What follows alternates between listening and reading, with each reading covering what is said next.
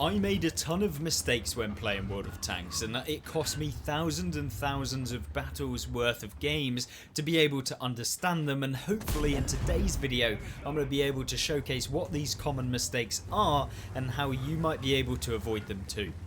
One of the biggest things that I found that hindered my game the most is that I was spending way too long on the advanced tips and things that the most advanced players had started doing, and of course using them to advance their gameplay to the next level, when at the end of the day I didn't learn the basics first, and therefore it was doing nothing and actually just hindering my progress with learning the game and also doing well. I mean, if you don't have the basics down, then you're never going to be able to do the advanced tips. So it's super important that you're not looking at, you know, this is the best position on this map, when in reality you might not even know how to use spotting to your ability, how to use it in different scenarios, how you're able to pen most tanks,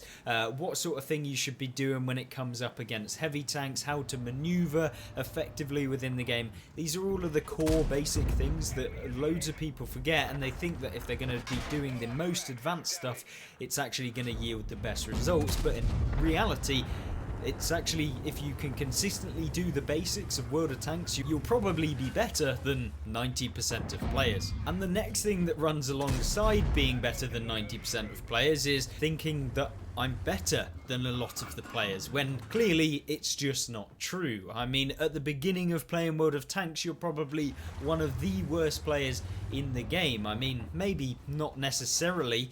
depending on how quickly you can learn and how effectively you use that initial time to actually learn the game and do all of the strategies that can get you better. But at the end of the day, a lot of the time you think that you're way better than you are. It's the Dunning-Kruger effect coming into true force, and unfortunately it's something that you get cycled into, and then you're ending up looking for other people on the team to blame it on, when realistically it would maybe your fault that you actually got taken out. And this is something that is an easy way of getting out of the fact that maybe you made a misplay and you don't really want to learn from it. Whereas if you actually think, no, I shouldn't have done that, I shouldn't have gone into these positions, you'll start thinking like a player that is consciously trying to improve, and that way you're going to end up thinking about the mistakes that you've made in the past and not doing them in the next gameplay, as opposed to just blaming the fact that your teammate who's halfway across the map and you knew was halfway across the map when you got taken out didn't help you, or didn't YOLO to try and save you. Yeah, I mean, if you're having to rely on teammates, you probably aren't playing it right. Unfortunately, you know, World of Tanks, it is a team game, but trust me, your team are not going to do you any favours, and so in fact most of the time you're having to help your team help you by making it as easy as possible for them to help you in the first place. Because if it takes any time for them to actually try and help you,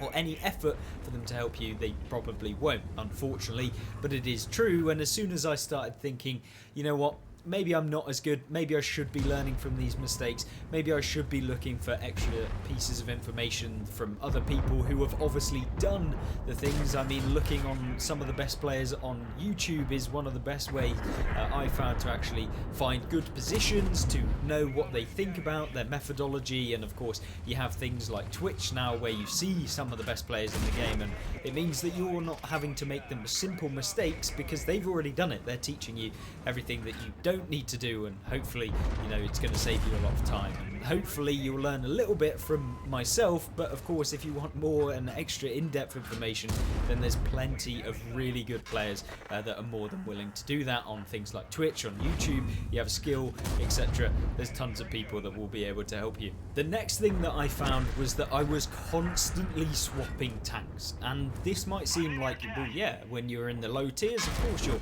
swapping tanks, but no, I mean, I am picking, you know, heavy tanks, then I'm switching to a medium 5 games later, then I'm switching to a light tank for 1 game, then I'm switching back to a tank destroyer for 1 game. And when you're, you know, if you're an experienced player, that's probably not a problem for you, because you understand everything, you know how each of them work, you know how all of the tank classes work. But for the average player who maybe, you know, is quite casual, you play a few games every single day maybe, or even if you play a few games every couple couple of days, you probably do not want to be swapping between a ton of tanks every single time you play, because what happens then is you never really get enough time to focus on learning one specific class, and this is going to end up in the long run with you just, you know, constantly having to remember all of the mistakes that you've made, all of the things that you've kind of built up, the experience you've had. It just gets thrown out the window when then you have to remember how to play a light tank in the next game, and then you're playing a tank destroyer, and you never really get that time to fully appreciate how to play each class. And as soon as I started, you know, deciding, you know what, I'm just going to grind towards this one tier 10, and then my second tier 10, if you know you get taken out quickly, you want another tank to play, I'll always pick a similar tank line. So, you know, you've got, I don't know, a British medium like the Centurion Action X, which is on track at the moment. And then I will pick something else, like a medium tank from the Soviet line, or you could go for something else, a medium tank or some tank that is very similar to that, so that you're not swapping between, you know, a super fast light tank, for example, and then swapping to the Maus. Like it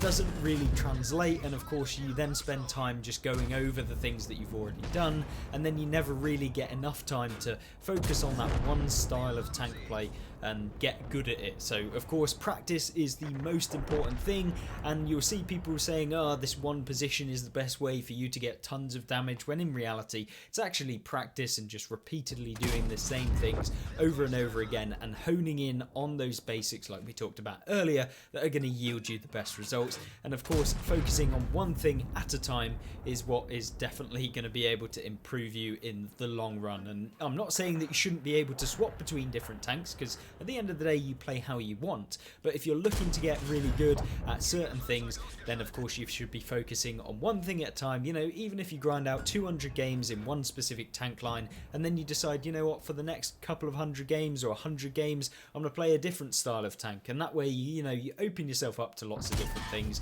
but at the same time you've learned a decent amount in each one, such that when you come back to it you're not having to start again from fresh. And then the final two things that we have kind of grouped together, because they're the gameplay aspects. That often gameplay is kind of something that you of course learn and develop over time as you play World of Tanks. You know, I'm not going to be talking about how you should aim at a tank or how you can use the best sensitivity, because of course that comes through, you know, your own preferences and stuff like that, but it's more about the conceptual idea and like how you should be playing that will probably benefit you as it has me. Of course, you know, you might be completely different and that is absolutely fine, but if you have found things differently, then let me know in the comment section down below, and maybe you can help someone else as I'm trying to do here as well. But the key things on these gameplay topics is that one of the first things was I didn't understand trading, and trading is obviously the term used. For example, if you pull around a corner, someone takes a shot at you, you might take damage, and then instead of actually going around to deal damage to them, you in essence just leave it, and therefore, you know, the person's able to reload, they're then going to be fully reloaded, and then they're going to put another round into you, and maybe you get another one into them. But the idea of trading is that you're constantly looking to make sure that you understand what tank has fired, what the tank is, and making sure that every single time you see a tank fire, and it's safe to do so if there's not like 5 or 6 tanks in front of you, that you essentially you pull around that corner, you deal your shot of damage because they're reloading, they're not going to be able to deal any damage to you, and you can come away with tons and tons of damage, much more than if you were to just play as you were if you're not using this tactic. And I mean, it is not anything complicated, it is simply a case of, are they reloading? Can they hit me? And is it going to be easy to pen them? There's no point in pulling around if there is absolutely no chance of you penning them or anything like that. If it's an IS-7 hold down and you're playing a tier 8, yeah, you're probably not going to, there's no point in doing it. But, you know, if someone fires, make sure that you're constantly keeping track of it, and that way you can deal tons more damage in the combination of actually dealing damage as you normally would, and you're going to end up with more damage. There is literally nothing better in World of Tanks than, you know, understanding trading, and it comes in the fact of, even if you see a tank that's fired at one one of your teammates or at you, or has bounced or missed or whatever it is, you can always take advantage of it, and it's something that will definitely pay you dividends in the late game, and you will not have to trade so much of your health to actually deal damage, and in fact you'll be able to get damage for free. But the other thing that we have for the gameplay is actually not paying attention to the minimap, and this is probably the ultimate thing that people do not use, and it is one of the... You will pretty much ask any player that's been playing World of Tanks for any length of time, and if you ask them what is the one gameplay tip, or what is the one thing that they do the most in the game, I can almost guarantee you it will be looking at the minimap. And although the minimap, you know, is often something that you're there, you know what it is, it tells you where the enemy tanks are, it tells you a little bit here and there, you know, if something's been taken out, or where they were last spotted, or, you know, where your max view range is. All of this information, you're just thinking in the back of your head when you first start, as I did myself, was just thinking, oh, well, it's just a little bit of information, but obviously I want to focus on the game. I want to focus on how I'm doing in the game. But actually, the key thing is that you don't have to pay attention to the game as much if you're using the minimap correctly, because you already understand where the enemy tanks are, where they're likely to be, the sort of view range that you're going to get spotted at,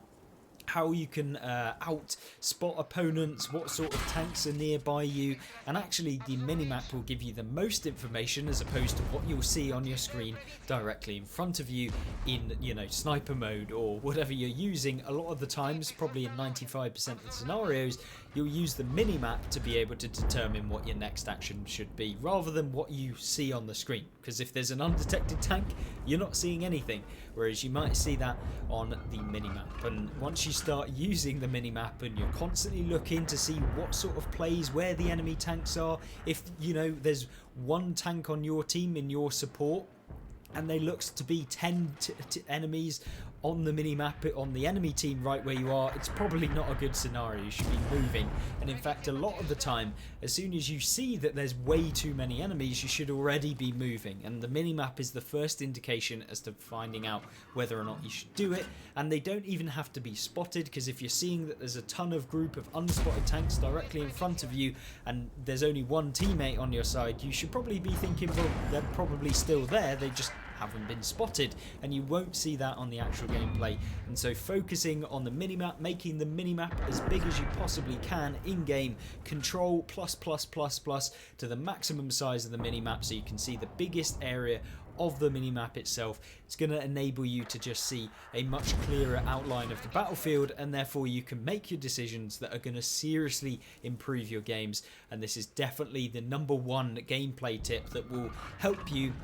And although, yeah, there's tons of things like weak points, and there's tons of things like ammunition, tanks, maneuvering, but at the end of the day, you need to have conquered the minimap to be able to use all of those things effectively. And if you haven't done that, you'll be once again looking and thinking that you're better than you are, when you should just be looking at the basics and getting them nailed down. And that's what I found hindered me the most. And hopefully this video wasn't too long or overcomplicated. These are just simply some of the things that I found that made my gameplay so much worse when I first started playing. And hopefully you don't have to go through the spiel of running thousands and thousands of games to really focus on what really matters. And hopefully this has outlined some things to you, and if it has, then feel free to subscribe to the channel, and you might see stuff like this coming up in the near future as we're honing on